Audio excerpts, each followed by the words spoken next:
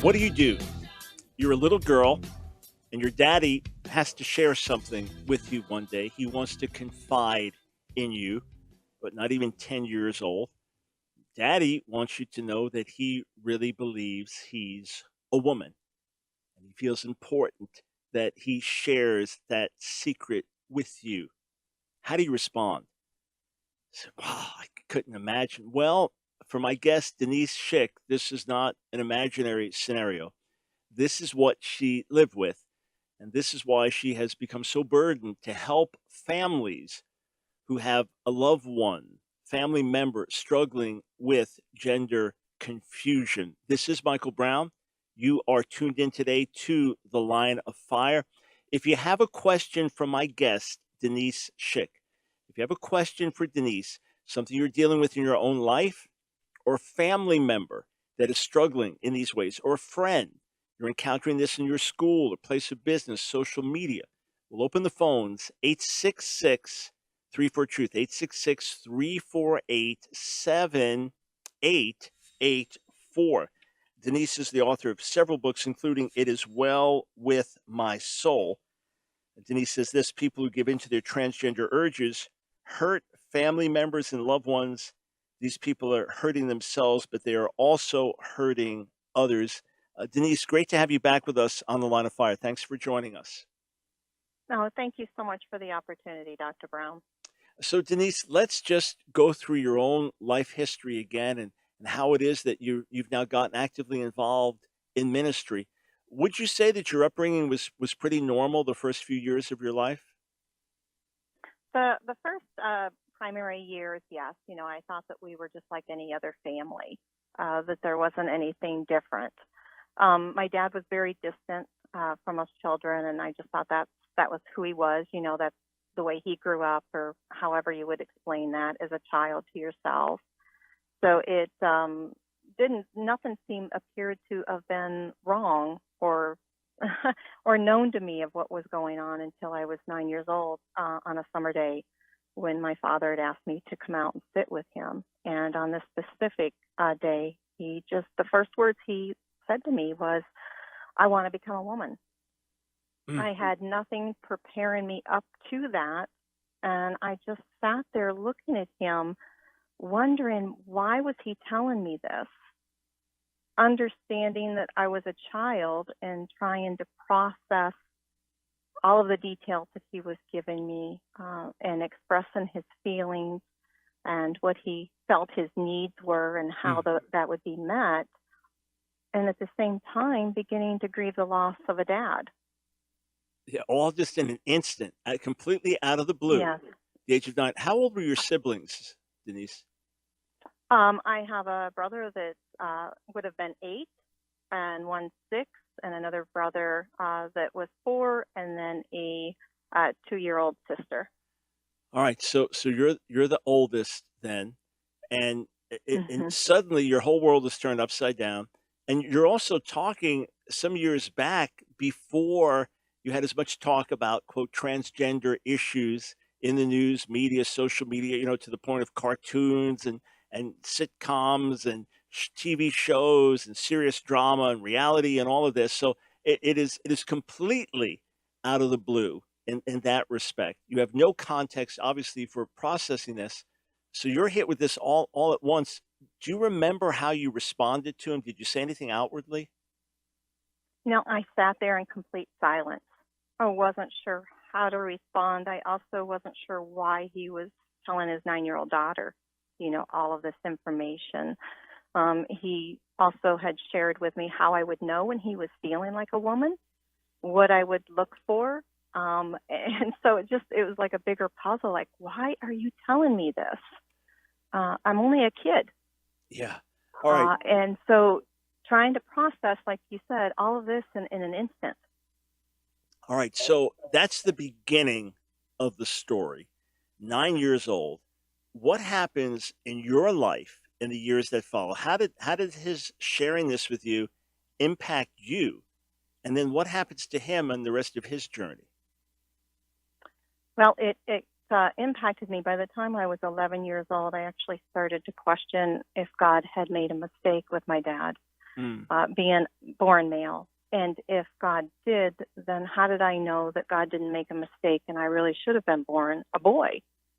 And taken that into a fantasy that I would play out in my bedroom, what that would mean, how I would look, relationships, what that would be for an adult, and even practicing what a male walks like. So I became confused about my own identity And and just began. to jump in here, you never struggled with those thoughts before. You never wondered about your identity. It never occurred to you that you were anything but a little girl, right? No, never occurred to me that I was a little girl until this. Yeah. All right. So you grow up a typical little girl. Your dad drops this bombshell on you. Now, not only is he on his journey, but this messes up your own life. Not just your relationship with your father. Like you said, you immediately started to grieve over the loss of a father because if dad's really a woman, then dad's not dad. Whatever that means. You don't even understand the biology of it yet, but just dad's not dad. Something's wrong there. But not only that, now you're hit with just questioning yourself. So, friends, I want you to hear this. Denise was not struggling for years and years, thinking maybe I'm really a boy in a girl's body. I think something's wrong. I think God made a mistake, and she wasn't constantly thinking, "Well, I'm so tomboyish that I really am a boy in a girl's body." She wasn't thinking these thoughts until the instability of her father touched her and then made her begin to wonder and question. All right, so let's go on with your story, Denise. Okay, so I started to develop very young at the age of 13 and 14. And with that, it was very notable that my father became very envious, almost had hatred towards me, towards what my body was developing into, a young woman, which was exactly what he desired to become. So it became more of a challenge to feel free, to be a girl in the environment at home, to dress like a girl, to wear makeup, anything like that. That I began to take my makeup to school, sometimes take a change of clothes to school, Mm. where I could feel then free to be a girl, to look like a girl or act like a girl and wear makeup. At home, I felt that if I dressed like that or wore makeup, maybe I'm going to cause some weakness for my dad. Maybe it'll make him want to become a girl all the more. Wow. Uh, so, that that was huge. Just kind of feeling like as a young girl, you lost your freedom to be a girl in your own home. Mm. Yeah, and the ripple effects of this are so remarkable.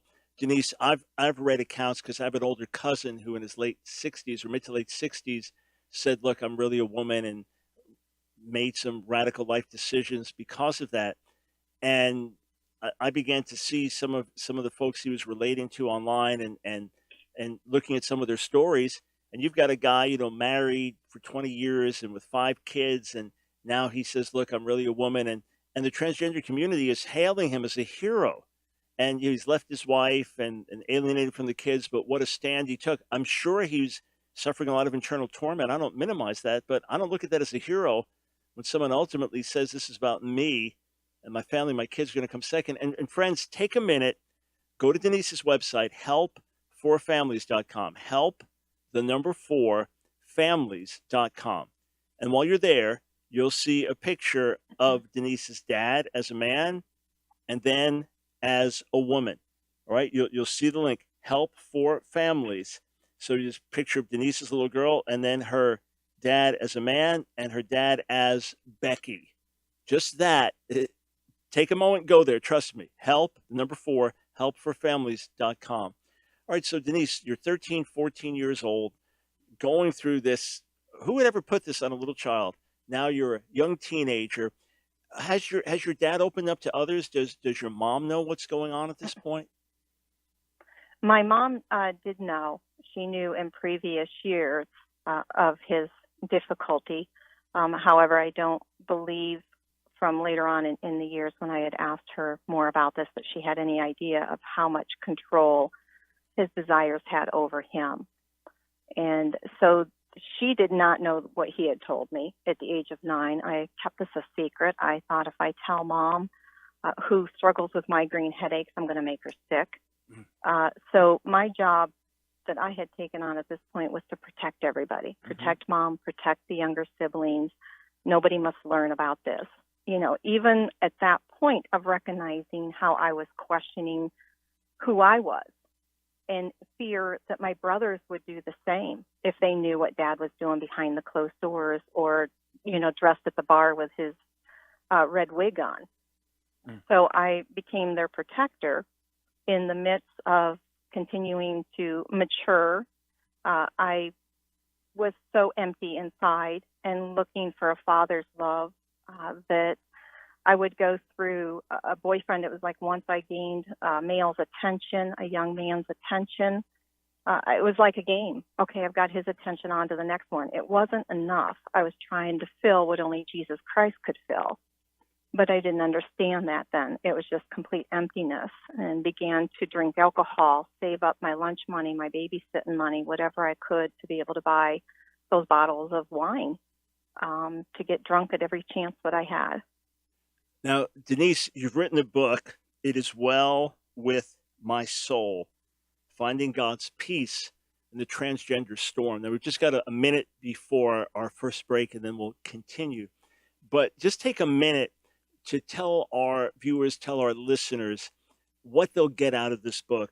It Is Well With My Soul. Obviously, traumatic life experience, but God has made you whole. What do you hope that readers will experience as they read the book? I hope that no matter what they're facing in their situations in life, that they will see how walking along, having God, allowing Him to walk alongside of us in our hurt and in our pain, that we may not like the loss that we have in this life, but at the end of our journey, we can look at it and we can say, it is well with my soul. It doesn't mean that you have to, again, like what it is that we're facing here on earth, but to understand that the Lord Jesus Christ is with us, and there's a wholeness, there's a healing that He wants to do in each and every one of us. Friends, you're talking from an eyewitness, from someone who's lived through the challenges, having a dad say, I want to be a woman, when you're just 9 years old. The book, It Is Well With My Soul. The website, helpforfamilies.com. Back with more. I'm talking with Denise Shick, her newest book, It Is Well With My Soul, Finding God's Peace in the Midst of the Transgender Storm. Her website, helpforfamilies.com. Help4families.com. And Denise, your dad, to your knowledge, never found that peace that you found, ended up fully identifying as a woman. How would you say his life went? Well, I know that the 13 years that he lived as Becky, he was filled with emptiness, that he did not find the fulfillment that he thought that he would, because those were his words. Later, when he had left and as he was dying from cancer in the last 6 months of his life. To hear that, I don't know, as if I hadn't heard that from my own father, how much I might question, with all the messages that we have today in the culture. But to have a man that lived as a woman, and to say, somebody so dear to you, to say that this did not bring me the satisfaction that I thought that it would.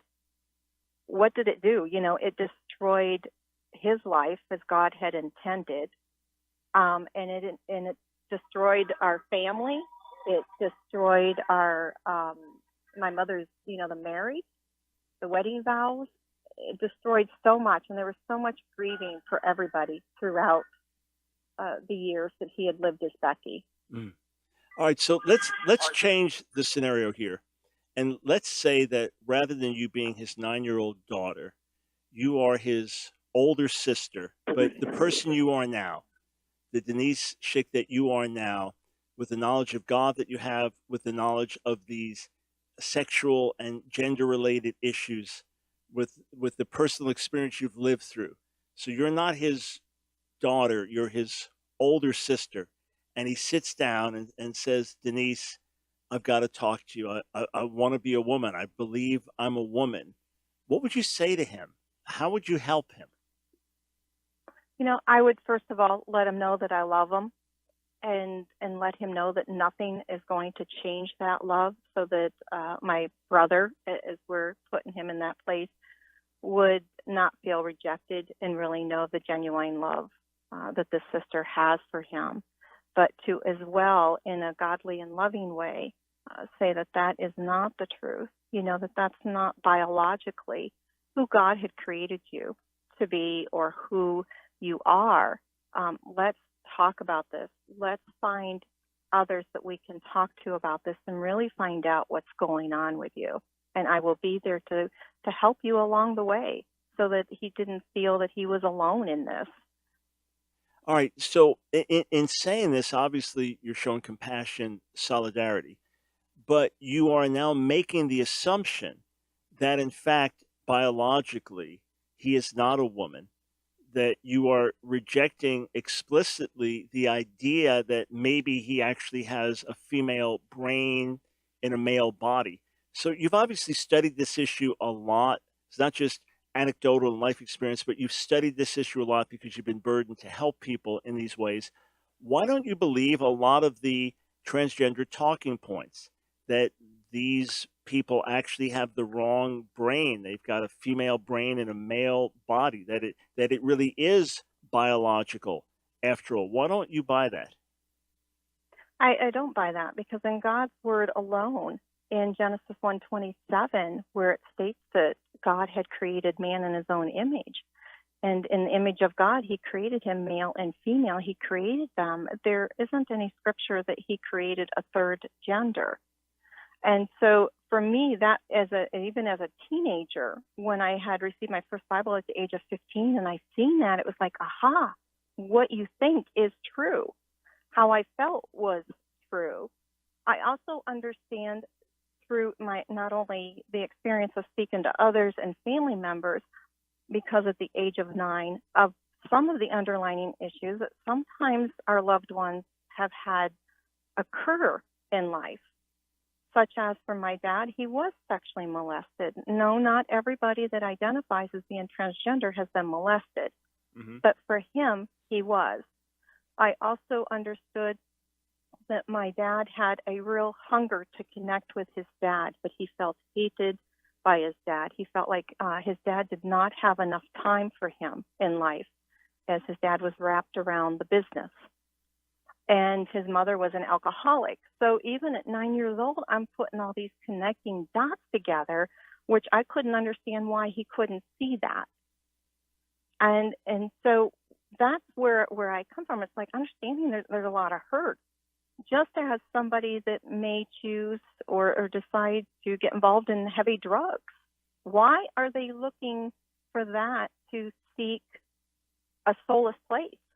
What is it that they're really looking for? Ultimately, we're all hungry for Jesus Christ. We have that desire, but we can cover that up in a sense, mask it, trying to fulfill our emptiness with something else, just as I had done with having 7 boyfriends in 9 months in 7th grade. Right. So the difference here is that we'd be told that when it comes to transgender identity, this is who the person really is. That if you're looking for satisfaction in drugs, that's just a problem you're having. If you're having multiple boyfriends or sleeping around, that's just a problem you're having. If you're engaging in some other harmful activity, that's just a problem you're having. Whereas this transgender identity is who you really are. Now, again, we're not talking about intersex, someone who has a biological or chromosomal abnormality and does not fit into a normal category because of an abnormality, right? So it's not, as Denise said, a third gender or a different gender. It's something that is biologically anomalous, or there's a different chromosomal uh, arrangement. And because of that, there are genuine issues. That's a whole separate thing. That would be like a disability or a handicap, just like we deal with blindness or deafness or someone with a limb that doesn't work properly. But what we're being told and bombarded with is this idea, this is who the person really is. You need to celebrate that. Denise, you know, because you live in this world now of trying to help people, that parents now say, look, my 3-year-old boy, he identifies as a girl. We've got 4 boys, and the first 3, as boyish as it could be, and playing roughhouse games with dad. But he's always been different, and we're the same parents. So maybe there's something with hormones in the womb, or maybe there's something different in his brain. Your website, Help for Families, help number 4 families.com. You're trying to help families. what would you tell these parents that say, well, maybe we should just raise our boy as a girl? I would say that you have any family, a mom and a dad with children, they've all got different personality makeups. Each person has their own gifts, their own talents, their own interests.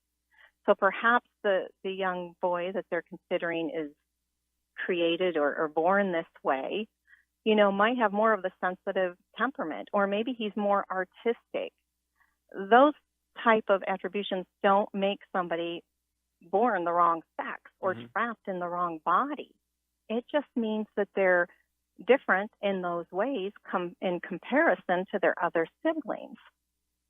And so, I would advise them to come alongside of that child and to expand on the interest, become involved in those interests with that child. That doesn't make him less than a male because of where his interests or his giftings may be, but to come alongside and strengthen in those ways. And as well as for the father, what's the relationship like? And I'm not blaming the parent, Hmm. but how that young boy could also perceive that relationship with the father, or if he feels more comfortable in mom's world. Right, so that every child, every human being is going to have certain tendencies, certain predispositions. Look, you may look at the NBA and say that the vast majority of the players are African American and they are over 6'3" and they are lean, but you may be African American, 6'7", and that doesn't make you a basketball player. So we have these conclusions that we make a jump that is a wrong jump. And what Denise is encouraging is that you can recognize different interests in your child. So maybe you've got, your the first three boys, they like to wrestle and jump on each other. And the fourth boy, he likes to listen to quiet classical music and paint these very delicate outlines. And he likes to hang out with his sister and her friends. Well, that doesn't mean he's a girl. Boys in a boy's body. I mean, these leaps that we're making are completely gratuitous. So, friends, go to the website helpforfamilies.com. If you have an issue in your own life, you're struggling with gender identity, if you have a family member or friend, this is where I always send people when they say, when they call the show and ask how to handle these issues, because these issues are people. All right. Help for families, the number four families.com. And again, Denise's latest book, It Is Well With My Soul, Finding God's Peace in the Transgender Storm. Denise, just 30 seconds. Do you know people who have successfully gotten at home in the bodies in which they were created after struggling with gender identity for years? Oh yes, I do, and it's such an honor to have the opportunity to meet these folks, to get to know them, and to truly be able to call them friends. Yeah, thank God. Thank God. And Denise, you're a wonderful spokesman for this, having lived this in a very, very unique way and having nothing but compassion for those who struggle. Friends, you can share this interview with others to help get the word out. Denise, may God expand your reach and give you much, much fruit in the days ahead. Thank you.